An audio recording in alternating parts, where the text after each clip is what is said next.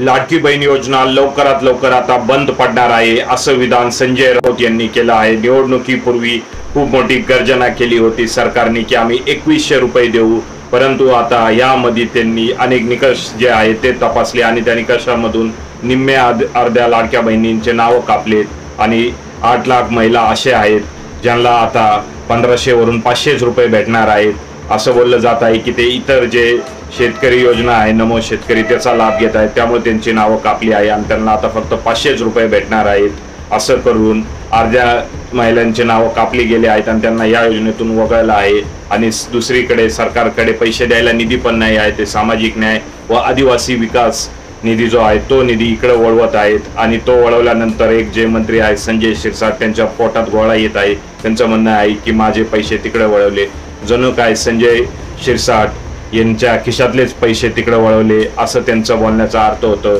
आता संजय शिरसाट हा निधी जो आहे तो जनतेचा निधी आहे आणि तो निधी जर तुमच्याच कॅबिनेटनी दुसरीकडे वळवला तर तुमचं पोट दुखण्याचं कारण काय आहे?